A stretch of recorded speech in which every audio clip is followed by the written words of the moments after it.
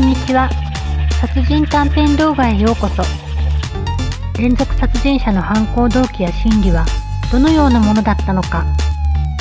今回のケースは日本の殺人 on YouTube。Le 15 octobre 2021, à 20h20, un livreur de Amagasaki dans la préfecture de Kobe a fait une bien terrible découverte en entrant dans le parking d'une résidence. Allongée au sol et baignant dans une mare de sang, une jeune femme gisait là, immobile et sans réaction. Paniqué et figé sur place, comme il le dira à la police, il appela bien vite les secours et les forces de l'ordre qui ne purent que constater le décès de la victime, très vite identifiée comme Morimoto Sayaka, 28 ans, secrétaire médicale et en instance de divorce. L'autopsie permettra de révéler que la jeune femme avait succombé à une série meurtrière de 11 coups de couteau dans le dos, dont plusieurs avaient touché les poumons. Il ne fallut pas longtemps à la brigade chargée de l'enquête pour identifier un premier suspect. En effet, la résidence de Standing était équipée de multiples caméras, dont un grand nombre sur le parking, et cela prit une petite demi-heure aux enquêteurs pour repérer un suspect, un homme habillé en noir et qui conduisait un scooter noir lui aussi, garant le véhicule, se précipitant sur la malheureuse victime et après une discussion violente et chaotique, la poignardait à de multiples reprises alors qu'elle tournait le dos pour rentrer chez elle. Dans sa précipitation, le suspect n'avait pas réussi à redémarrer son scooter et s'était enfui à pied par le portillon sur le côté du parking, abandonnant le deux roues. C'est ce véhicule qui permit l'identification formelle de l'assaillant. Couvert de sang et d'empreintes, il était enregistré au nom de M. Morimoto Kyohei, 33 ans, cadre supérieur et fraîchement séparé de la victime. Il fut arrêté à son domicile le lendemain soir à 22h et placé en garde à vue par la police criminelle préfectorale de Hyogo. Il ne niera pas les faits et affirmera dès le début qu'il l'avait poignardée intentionnellement et avec l'intention de la tuer. Confié au procureur de Kobe, une instruction est en cours pour déterminer les raisons profondes de cet acte inimaginable et déjà, des pistes confirmées par les affirmations du suspect se dessinent. Si sa culpabilité ne fait pas de doute aux yeux de la police et des éléments probants en sa possession, le couteau sanglant retrouvé chez lui et ses vêtements maculés de sang de la victime notamment, il reste à la justice à se prononcer sur les raisons de ce meurtre. Il pourrait d'ailleurs être reclassifié en assassinat si les soupçons se confirmaient. D'après les premiers éléments, donc, le couple Morimoto s'était séparé 3 mois auparavant suite à une infidélité supposée de madame avec un médecin de la clinique dans laquelle elle travaillait et une réaction explosive de monsieur qui, après des nuits entières à la questionner, l'aurait giflé à plusieurs reprises alors qu'elle parlait de le quitter. C'est ce qu'elle fit, prenant vite un avocat pour entamer une procédure de divorce et réclamer de fortes sommes, ainsi que l'appartement commun acheté par les parents de M. Morimoto. Elle obtint gain de cause assez rapidement auprès du tribunal, ce qui mit le futur ex-mari dans une colère noire, appelant sa future ex-femme plusieurs fois par jour et par nuit, l'insultant et la menaçant de mort. Elle n'en parla visiblement pas comme d'une menace réelle et continua sa vie et son travail, tous deux auprès de son nouveau compagnon. Ruminant cette situation, Morimoto Kyohei avait finalement craqué et décidé de se débarrasser de son ex-femme, consciemment, et sachant fort bien qu'il allait se faire prendre. La dispute violente filmée par la caméra de vidéoprotection, mais sans son, reste encore un mystère quant à son contenu car le mis en examen n'en a toujours pas révélé la teneur, se contentant de dire qu'elle l'avait bien cherché. À ce jour, la famille et les amis proches sont interrogés par la police pour tenter d'en savoir plus sur les possibles motivations du meurtrier et les conflits qui opposaient les époux. Morimoto est mis en examen pour homicide volontaire et risque 30 ans de prison. Affaire à suivre.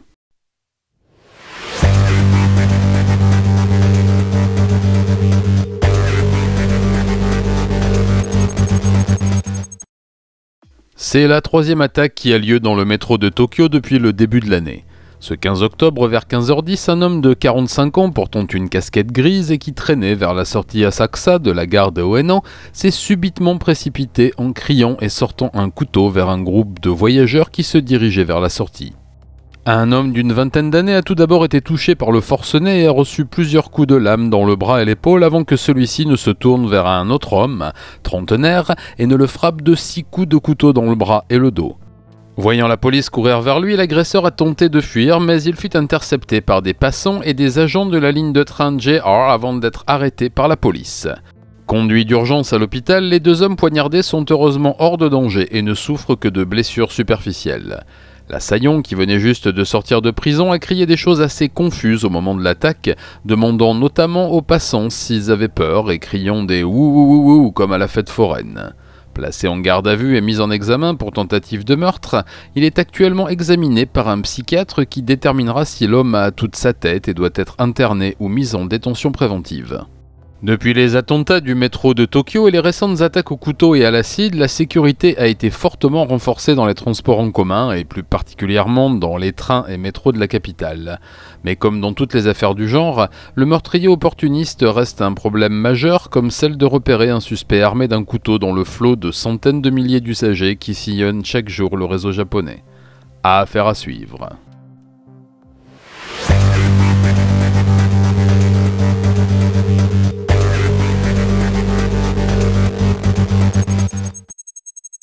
Le 13 octobre dernier à 17h38, la police préfectorale de Ehime recevait un appel de détresse d'une octogénaire qui affirmait qu'un homme était entré dans leur jardin et agressé son mari et son fils. Après avoir pris l'adresse et dépêché une patrouille, la police arriva sur les lieux, un petit quartier résidentiel et tranquille de Matsuyama, mais malheureusement, trop tard. En arrivant devant la petite maison individuelle, l'équipage trouva les corps sans vie de Iwata Tomoyoshi, 80 ans, sa femme, celle-là même qui avait appelé la police, Aiko, 80 ans elle aussi, et leur fils, Kenichi, 51 ans. Allongés dans le jardin et devant l'entrée, ils semblaient tous avoir été victimes de coups de couteau multiples et sur tout le corps. Les urgences médicales arrivaient elles aussi très rapidement, ne put rien pour les membres de la famille, déjà morts à leur arrivée.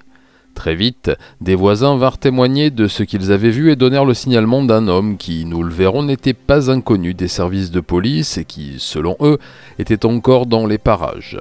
Il fut arrêté 8 minutes plus tard, à 17h46, dans une rue adjacente, assis derrière un distributeur automatique de boissons, une cigarette dans une main et un couteau ensanglanté dans l'autre. D'après l'officier qui a procédé à son arrestation, le suspect aurait déclaré qu'il était bien l'auteur de ce triple meurtre et qu'il était venu pour tous les éliminer. Placé en garde à vue pour infraction à la législation sur les armes blanches dans un premier temps, les enquêteurs ont pu remonter le fil de cette sinistre histoire.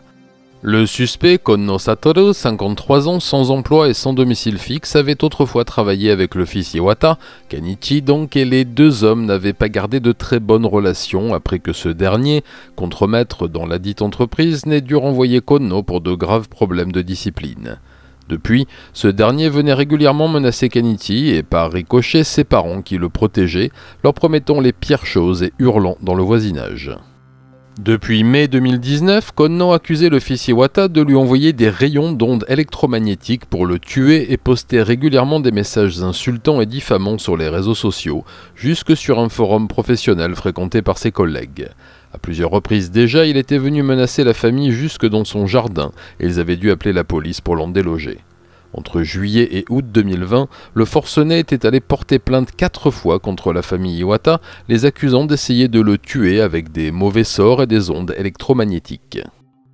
Lors de la première attaque devant leur demeure, d'abord verbale puis plus physique, Konno avait été une nouvelle fois arrêté et placé en hôpital psychiatrique où il put être diagnostiqué comme ayant de graves troubles de la personnalité et des périodes délirantes, mais il fut relâché, jugé inoffensif pour lui et pour les autres.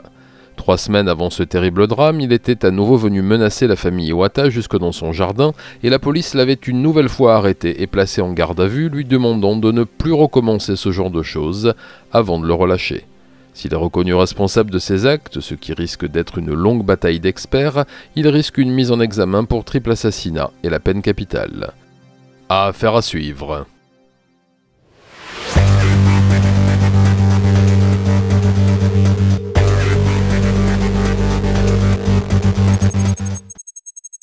Le 12 octobre 2021, à 3h45 du matin, la police de Kofu, à l'ouest de Tokyo, recevait l'appel effrayé d'une jeune fille qui disait y avoir un cambrioleur dans sa maison. Lui conseillant d'être prudente et de se cacher, un équipage se rendit le plus rapidement possible sur les lieux, mais arrivés sur place, tombèrent sur une maison en flammes et tout un quartier affolé. Avant d'arriver, ils avaient remarqué un jeune homme qui marchait sur le trottoir les mains dans les poches, pensaient le questionner sur le cambriolage, mais voyant l'incendie, passèrent leur chemin. Les pompiers luttèrent autant qu'ils purent pour maîtriser l'incendie, mais rien n'y fit. La maison, en bois comme la majorité des habitations japonaises, partit en fumée. Très vite, les pompiers trouvèrent toutes les preuves nécessaires à un incendie volontaire, les voisins ayant déjà attesté d'une forte odeur d'essence au début du brasier. Repensant au jeune marcheur nocturne, des hommes tentèrent de le retrouver sans succès, tandis que d'autres s'occupaient de prendre en charge les deux jeunes filles de 19 et 17 ans, retrouvées prostrées derrière la maison en feu, le visage noirci et pour l'une d'entre elles, le nez et l'arcade en sang. Prises en charge par les secours et conduites à l'hôpital, elles ne tarderont pas à livrer un récit terrifiant de cette nuit qui n'avait pas fini de livrer son lot de terribles surprises. L'incendie maîtrisé, les pompiers firent une macabre découverte. En effet, 2 corps calcinés furent retrouvés au milieu des cendres, corps vite identifiés comme ceux des parents des 2 filles prises en charge, monsieur et madame Inoue. Mais quel rapport pouvait-il bien y avoir entre ce garçon qui fuyait la scène de crime, cet incendie et cette famille cruellement touchée? Une fois soignés de leurs blessures légères, et pour l'aînée des sœurs l'arcade recousue et la fracture du nez réduite, les filles Inoue se mirent à parler et à tout raconter à la police qui découvrait l'origine d'un drame horrible, dans lequel 2 innocents venaient de mourir. Ce mystérieux visiteur nocturne que la police avait aperçu et laissé filer était bien le responsable de tout. Ce garçon de 19 ans, dont la police ne communique pas le nom car mineur, mais dont j'ai pu retrouver le pseudo sur 5chan où il se fait appeler Saito, était un ami de la famille depuis sa plus tendre enfance. Il était allé à l'école avec l'aînée des filles depuis la maternelle et en était tombé amoureux au collège, passant sa scolarité secondaire à lui faire la cour et à essuyer des refus.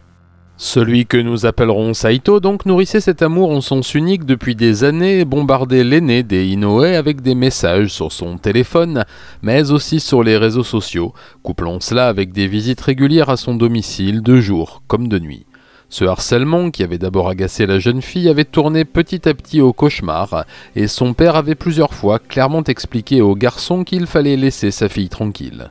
Mais il avait choisi la même université que celle à qui il déclarait toujours sa flamme régulièrement et ne renonça en rien à cette entreprise de harcèlement systématique. Jusqu'au jour où la jeune fille s'afficha clairement avec son petit ami, ce qui fit rentrer Saito dans une colère noire et l'amour se transforma en haine. Les messages passion devinrent des menaces et il se mit à pourrir les forums et les réseaux de rumeurs ignobles à son propos et d'injures. Après un échange vigoureux entre deux sur un forum 5chan et l'intervention du petit ami, Saito décida de se venger de cette famille de la pire façon qui soit. Dans la nuit du 12 octobre, il se rendit au domicile des Inoue, un jerrycan d'essence et une boîte d'allumettes à la main, bien décidé à incendier la maison avec ses occupants à l'intérieur. Vers 3h45 du matin, il pénétra dans la maison et se rendit au 2e étage, dans la chambre de l'aîné, et la réveilla en l'attrapant par les cheveux et en lui donnant de violents coups de poing dans la figure, ce qui lui fit partiellement perdre connaissance. Très vite, il versera le contenu du jerrycan dans le couloir et sur la porte de la chambre des parents et y mettra le feu avant de s'enfuir. Fort heureusement, la jeune fille blessée reprit ses esprits et réveilla sa petite sœur pour l'emmener à l'extérieur alors que les flammes dévoraient déjà la maison en bois. Ses parents n'eurent pas cette chance et périrent brûlés, coincés dans leur chambre. Saito se constitua prisonnier le lendemain matin en se présentant à un commissariat non loin du lieu de l'incendie. Le visage noirci et de légères brûlures aux mains, il avoua de suite son forfait et endossa toutes les responsabilités. Il a été déféré devant un juge pour enfants et est encore entendu dans cette affaire. Le 19 octobre, le juge a déclaré que le jeune homme était mis en examen pour violation de domicile, coups et blessures volontaires, incendie volontaire et double meurtre, le tout avec la circonstance aggravante de la préméditation. Il sera jugé par une cour spéciale étant donné son jeune âge, mais risque tout de même 30 ans de travaux forcés. Affaire à suivre.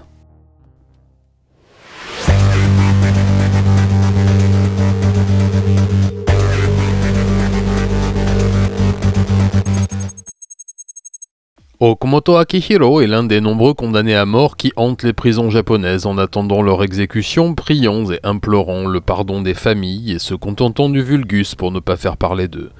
Enfin non, là en l'occurrence pas pour lui. Okamoto a été condamné à mort en 2014 pour le meurtre sauvage de sa femme et de sa belle-mère et attend l'exécution de sa sentence en dessinant des illustrations colorées qu'il remet régulièrement à son avocat qui les vend. Vous n'êtes pas sans ignorer ce hobby morbide et très discutable que l'on nomme le murderabilia et qui consiste en l'achat et la collection d'objets ayant appartenu à des criminels, voire de plus en plus, des œuvres réalisées par des tueurs en série ou meurtriers de masse en prison. Nous en parlerons d'ailleurs très bientôt dans une vidéo dédiée. Ce marché est en pleine expansion et certains se font de véritables fortunes grâce à cela. Dans le cas de Okumoto, les bénéfices étaient reversés à la famille des victimes sur décision de la Cour. Mais une directive d'octobre 2020 émanant du ministère de la Justice prohibe maintenant la possession de crayons, stylos et feutres afin d'éviter toute tentation d'automutilation ou d'attaque d'un surveillant. C'est donc dans le cadre de cette circulaire que Okumoto s'est vu retirer sa boîte de 24 crayons de couleur, créant chez lui et ses fans un sentiment de colère. Colère qui s'est très vite concrétisée par un dépôt de plainte du condamné à mort contre le gouvernement japonais pour atteinte à sa liberté d'expression. Cette plainte n'est que peu goûtée par les familles de victimes et l'on comprend aisément pourquoi. L'indécence peut facilement se confondre avec une autre catégorie dont on dit qu'ils osent tout, et que c'est même à cela qu'on les reconnaît. Affaire à suivre.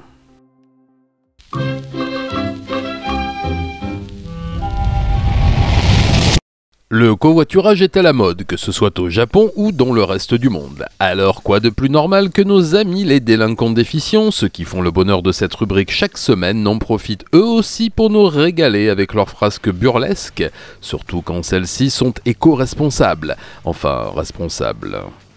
Amimoto Kazunari, 51 ans, est un être pragmatique. Artisan maçon zélé et d'un professionnalisme qui n'est plus à démontrer, il a lui aussi pris la crise dans les dents et vu ses affaires décliner petit à petit. Restrictions sur les matériaux, les salaires et bien sûr le gasoil. Alors quand on lui propose un chantier à 10 km de chez lui, il n'hésite pas un instant et fonce signer les précieux contrats avec ce client béni. Bon, certes, la camionnette n'a plus beaucoup de jus, mais avec la bénédiction divine qui semble lui tomber dessus, ça devrait bien se passer. Après tout, on exagère toujours sur la consommation des voitures. Roulant gaiement sur l'autoroute de Kyushu, notre Mozart de la truelle voyait déjà les zéros sur le chèque et les bouches de ses créanciers se fermer pour un temps. Mais au milieu de la voie rapide, ce fut l'œuvre du malin qui opéra, sans doute mu par la concurrence, il va sans dire. Après quelques tout-sautements et ratés, le carrosse d'acier fit quelques mètres en roue libre et s'arrêta là, assoiffé et vidé. Malédiction, plus d'essence. Mais alors qu'allait-il lui arriver? Comment allait-il faire pour honorer sa promesse d'être une heure plus tard chez son client, lui l'homme de parole? Mais, vous le savez bien, s'il est une chose aussi fiable que la capacité des humains à être débiles, c'est bien la serviabilité des forces de l'ordre japonaises. Alors, en moins de temps qu'il n'en faut pour dire vroom, une patrouille de la police routière vint sécuriser notre Michel-Ange du Moellon, garer son van magique sur la bande d'arrêt d'urgence et l'asseoir à l'arrière d'une voiture de police, un verre d'eau gracieusement offert en attendant le taxi. Il faudrait isoler cet instant où l'humain, face à un problème qui n'en est souvent pas un, a ce fameux déclic qui le fera tomber dans la débilité, lui ouvrant souvent un ticket pour les Darwin Awards. Assis dans cette Toyota au puissant moteur et flambant neuve, notre Einstein du parpaing eut alors une idée de génie, une épiphanie, de ces inspirations qui transforment l'homo sapiens abonné au gaz en demi-dieu du fait divers. Passant de la banquette arrière au siège conducteur, il boucla sa ceinture de sécurité et, jetant un regard furtif sur les gardiens de la paix qui s'affairaient à pousser sa camionnette sèche, tourna la clé, défiait le frein à main et passa la première. Il avait sa solution pour être à l'heure à son rendez-vous, voler une voiture de police et rouler à 180 sur l'autoroute. Qu'est-ce qui pourrait mal se passer? Appréhendé 20 km plus loin par un véhicule d'interception rapide, le Da Vinci de la bétonnière qui voulait se transformer en Clyde Barrow des chambres des métiers risque de passer les prochaines années à l'abri du besoin, logé, nourri et blanchi par l'administration. Moralité, rien ne sert de courir, il vaut mieux faire le plein. Ah ben voilà, ça parle pas de fesses, c'est même un peu social, crise de l'énergie, tout ça. Ouais non en fait pas du tout, c'est encore un abruti qui fait des trucs débiles, mais bon c'est rigolo, je suis sûr que ça va faire rire tout le monde. Mais alors les gens rient du malheur des autres? Pauvre monde. Une voiture de flic, oh le naze.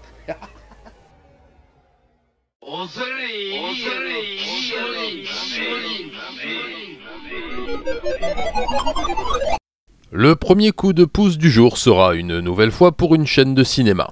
Oui, je sais ce que vous allez dire, mais c'est comme ça, j'aime le cinéma, j'en mange tous les jours et ça me sort un peu de mon travail un peu glauque chaque jour, alors du coup je regarde des films d'horreur pour me changer les idées.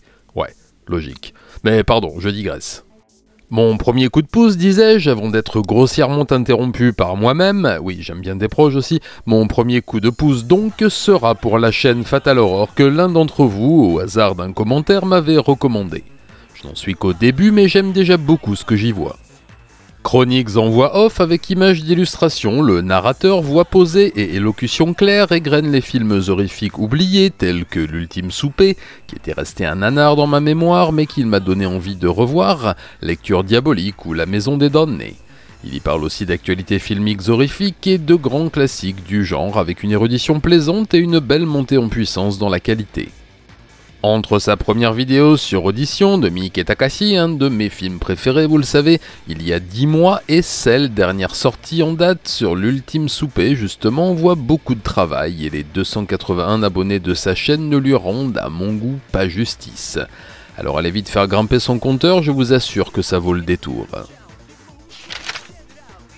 Mon second coup de pouce sera, et c'est une première pour une chaîne littéraire, après tout c'est un peu mon métier aussi, laissez-moi vous parler des Livres de la Crypte, chaîne découverte très récemment au hasard de mes errances sur les internets, pour le meilleur cette fois.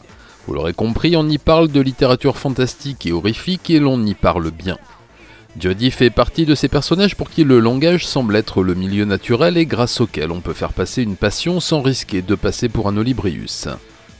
Et cette passion des livres, je l'ai ressentie dès la première vidéo que j'ai regardée, lecteur compulsif que je suis et sachant reconnaître un ou une semblable à la première phrase. Au fil de ces vidéos, elle nous fait découvrir son univers livresque des classiques King, Lovecraft, Stoker ou Barker, l'un de mes écrivains contemporains préférés, à des choses plus étonnantes et emplies de pop culture en passant par des chroniques de manga d'horreur avec visiblement un tropisme pour l'excellent Ito Junji, ce que je comprends aisément. Bon, un petit bémol, elle ne parle pas de mon camarade Seno Naife. Oui, la vidéo arrive, et ça, c'est mal. Non, je rigole. Tout est bien dans les Livres de la Crypte et je vous engage vivement à lire, déjà, c'est important, et à aller vous abonner en masse à sa chaîne qui ne compte pour l'instant que 2000 abonnés et quitte à me répéter, c'est bien trop peu. Voilà, cette 40e édition de Petit Satsujin est à présent presque terminée, pas de guest prestigieux comme pour la 30e, mais sachez que je vous réserve une grosse surprise pour la 50e, bande de petits vénards. Allez, je remets ma veste à paillettes et mon nez rouge pour vous dire de ne pas oublier de vous abonner. En effet, les plus grands scientifiques vaudous l'ont prouvé, un abonnement à Satsujin c'est une protection absolue contre les sortilèges, le 44 Magnum et le rhume de cerveau. Mais tout cela ne marche qu'en activant la cloche, vous le savez tous et n'avez pas besoin que je vous répète encore ce vieux proverbe chamanique. Bon ok, une dernière fois alors, abonnage et cliquage de cloche rend plus sage et moins moche. Je vous rappelle que vous pouvez soutenir la chaîne sur Tipeee et Utip et en allant faire vos courses de Noël sur la boutique Satsujin où vous y retrouverez mes livres que je vous dédicace à la demande, le CD Satsujin OST, quelques CD collector, des groupes qui illustrent les poses génériques, des mangas, des goodies, des illustrations, enfin tout ce dont vous avez besoin quoi. La boutique Spreadshirt regorge elle aussi de nouveautés et d'indispensables de dessous de sapin, alors arrêtez-vous 5 minutes et faites plaisir à votre vrai sens du chic. N'oubliez pas non plus de me rejoindre sur Discord et les réseaux sociaux, Twitter, Instagram et Facebook. J'y parle régulièrement de l'actu de la chaîne et y poste des photos de mugs. Je vous laisse, je vais boire un coup à votre santé. Cirrhose du foie. Oh merde. Ah, tu vois, ça prouve la fragilité de la condition humaine et ce que c'est que de nous. Matane.